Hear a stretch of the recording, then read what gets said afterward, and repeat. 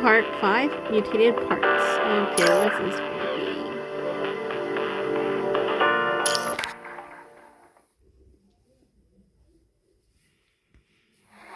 Late into the night, another arena match comes to an end as spectators scream out in droves. That was it, sorry. The crowd buzzes with excitement as people enthusiastically discuss the fierce battle they just witnessed, completely oblivious to the bird-shaped drone silently circling overhead.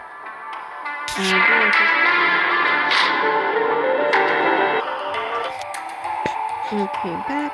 The crowd buzzes with excitement as people enthusiastically discuss the fierce battle they just witnessed, completely oblivious to the bird-shaped drone silently circling overhead. But the bird drone's cameras aren't focused on the people.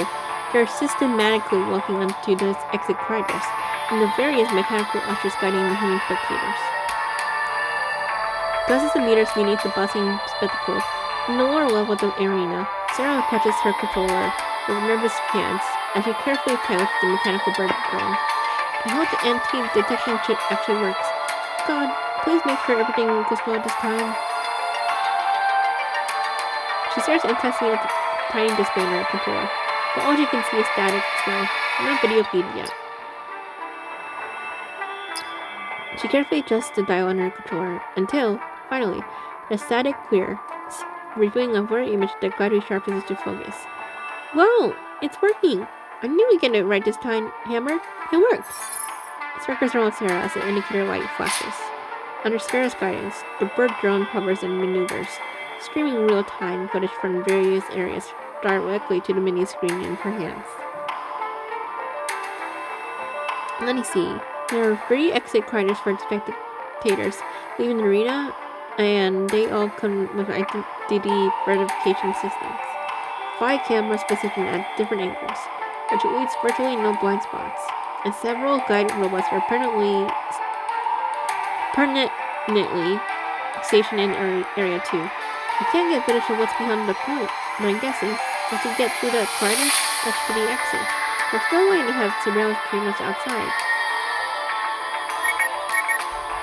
Sarah has noticed herself as she studies the footage. Ignorant Uncle Will's incoming call on her personal terminal. The call persists with no sign of stopping. She finally gives in and answers. Hey, Uncle Rocco, cut me some slack, will you? No, you cut me some slack here. Where the hell did you run up to? The management system has already flagged you 3 times for overdue work orders. Holy moly, easy there. My ears are gonna pop off. I'm just testing. Look, I'm in the middle of something important, okay? We can talk about these work orders when I get back. Bye. One more thing, and it's important. Did you take apart my work drone? You troublemaker, what in the world are you up to now? Well, hello? Hello? Hey, what was that? Sorry, I can't hear you. Hello? Connection's really bad on my end. Sarah puts it on the show, responding while deliberately tapping her terminal to create fake static noises. Then promptly it ends the call. Alright, back to work. She pulls out an intricately designed chip from her toolbox, gestures for Hammer to come closer, and slots it onto Hammer. That should do it. If everything goes right, this will completely block the identity recognition signals at the exit. Hammer, I need you to move through the exit we just saw. Go to the main entrance, then come straight back the same way. Don't do anything else and stay absolutely silent. Got it? The indicator light blinks slowly and rhythmically. Well, this disguise is the best I could manage. You should pass for a dog, more or less. Anyway, looks don't really matter. This anti-interference chip is the start of the day. With this, those mechanical guys won't be able to tell what you really are. Sarah examines Hammer with its new pet dog disguise. The camouflage is obviously crude, but it's best she could couple together with her limited resources. The identity blocking chip and disguise camouflage are precisely what Sarah has been secretly developing as her secret plan. She kept this a secret tightly under wraps, and breathing not a word of it to anyone, not even Uncle Rocco. Sarah isn't certain where Uncle Rocco's royalties lie. Instead of taking the risk of having her plan exposed, she's decided to go through with it first on her own, only bringing him up to speed on everything when she's ready to get out here. This, at the same time, will help to keep Uncle Rocco innocent. if her plan ever falls apart. Under Sarah's command, Hammer embarks on an adventure with an uncertain path ahead. Through the bird drone's camera's feed, Sarah watches Hammer move silently along. The spectators, still absorbed in the aftermath of the match, pay no attention to the little machine pounding the walls. It creeps closer to the identity scanner. When a cluster of spectators passes through the checkpoint, Hammer seizes the opportunity and successfully slips behind him. Yes! Breakthrough successful! Now you just got to...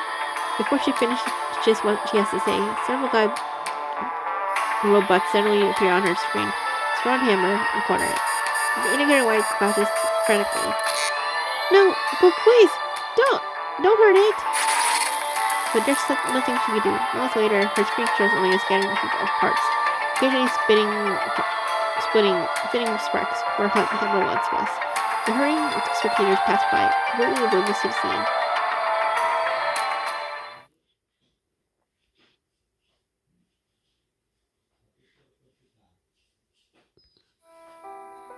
Several hours after her secret reconnaissance mission ended in failure. Ooh, I didn't say anything. Oh, sorry. Sarah sits dejectedly in her room as she stares at the disassembled grenades of Hammer. Quickly, she takes the tool Uncle Rocco hands her from across the table and carefully tries to piece together the scattered components, one by one. I'm not going to be able to cover your tracks if you pull a stunt like this again. I spent half the day arguing it over here until the big guy finally believed you're just running on an experiment to test the sensitivity of the identification system. What kind of Herbert scheme were you thinking of? Do you really think you even have a chance of... Forget it. Another thing. Would it kill you to give me a heads up before you take my stuff? Looking irritated, Uncle Rocco holds up the mechanical bird drone. That's because I tried to reach you before I borrowed it, but I couldn't get through. I really want to sting, so... Well, you can have it, then. Today's your birthday, isn't it? Yay! Thank you, Uncle Rocco. Rocco hands the mechanical bird drone to Sarah and takes on a serious look. Why did the overseer duck all your work hours yesterday? And you have bruise all over. What happened to you exactly? If you're in trouble, you need to tell me. Don't shut me out like I'm some stranger. It's nothing. Sarah pretends nothing is wrong when she looks down and fiddles with the mechanical bird drone, avoiding Rocco's squeeze in time. Kid, I can always tell when you're lying. The moment you can't look me in the eyes, the moment I know you're hiding something. I know what you want. I know what happened. I saw your overtime logs from that day. You were doing it at that on whatever it's called. That place with the long-tailed mechanoid. Her name is Veronica. Not some long-tailed mechanoid. She's my friend. It's really rude of you to talk about her like that. The moment Sarah realizes she's giving herself away, she knows it's too late to take back her words. Sheepishly, she sits back down. Once Sarah starts talking, she finds it impossible to stop. One breath, she pours all her heart out.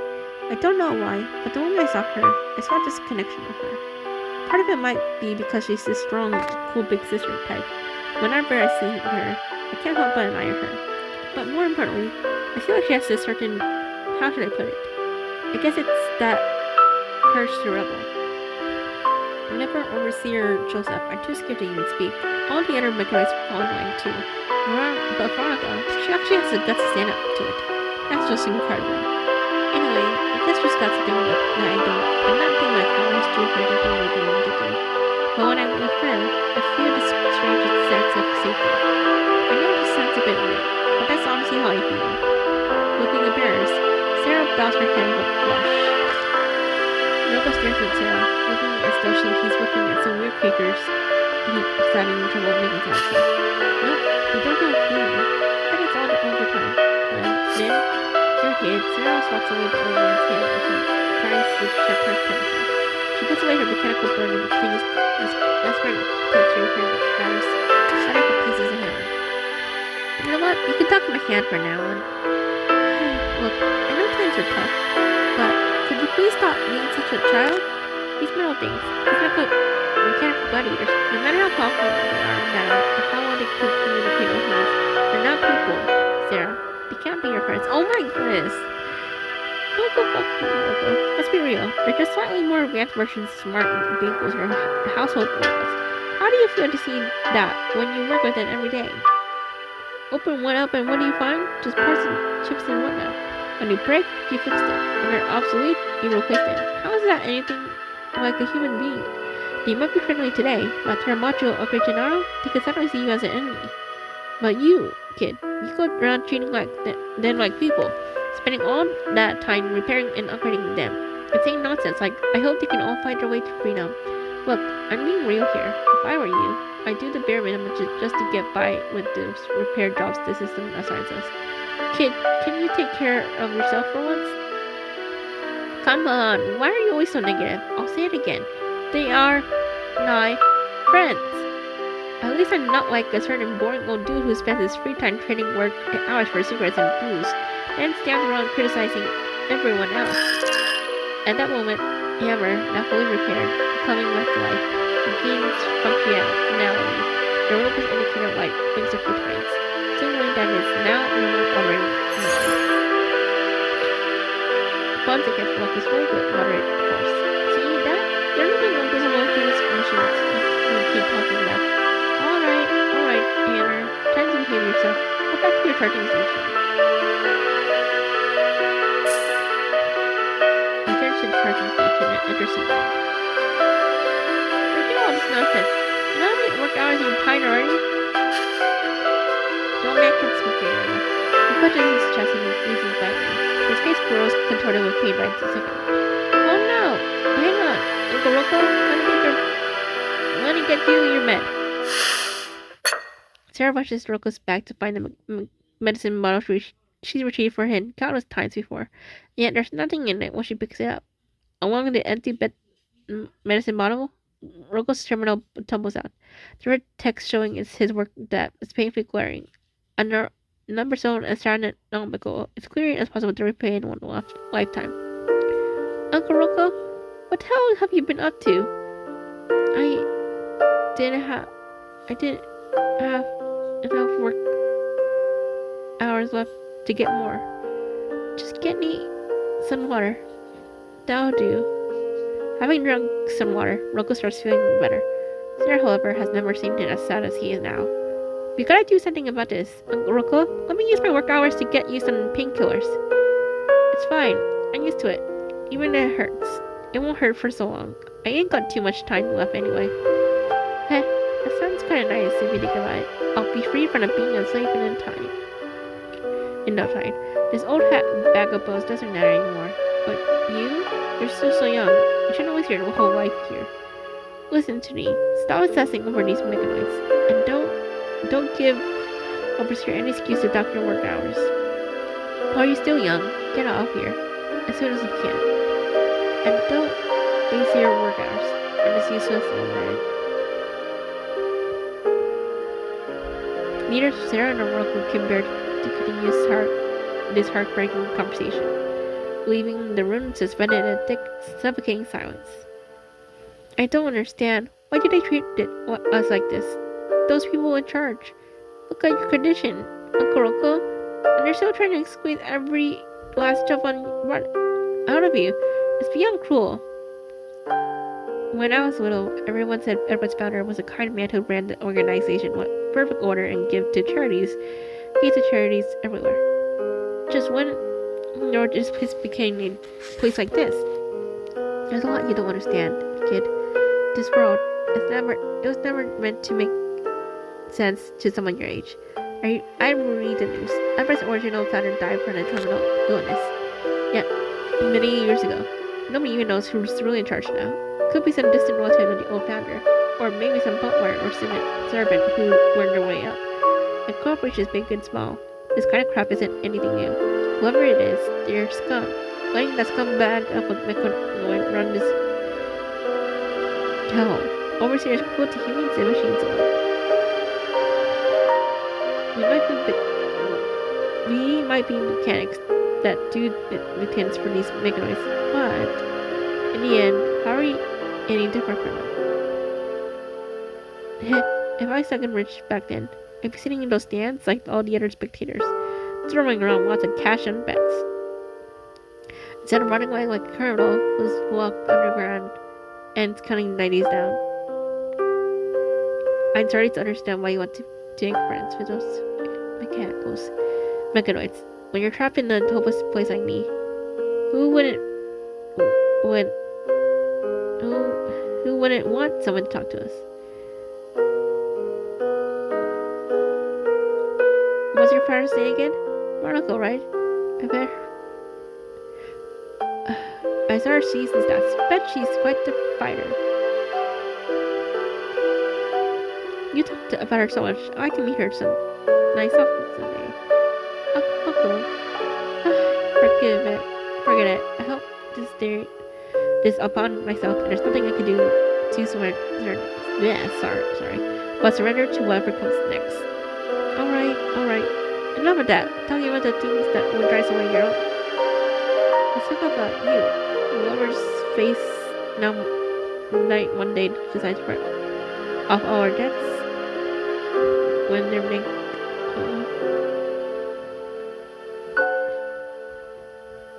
Hey, once I'm out, I'm sure I'll be able to take a fun time as professional mechanic.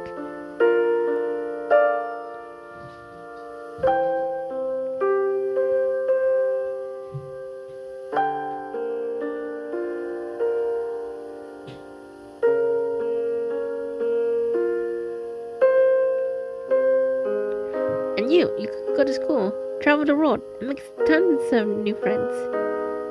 Uncle Rocco slaps his knees with forced cheerfulness, his voice rising several pitches, higher and higher, trying to chase away the invisible storm clouds hanging over his head.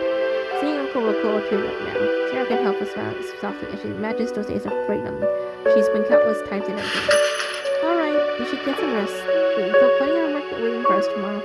As Uncle Rocco raises to his feet mid-sentence, a small remarkable object falls from his pocket, something he feels remains. Sarah quickly bends down to retrieve it for herself, but when she gets a clear at the object, her eyes widen in surprise. Uncle Rocco, you got something. Wait, isn't this the latest version of the storage component? I've been requesting one forever, but you never approve it. How did you? Rocco suddenly sat to sit behind her back, for her hands, with a fleeting look of panic flashing across his face. This is something I created paints for one of these guys. You need Uncle's memory. Your old Uncle's memory isn't what it used to be. I just used it to jot down a few things, you know.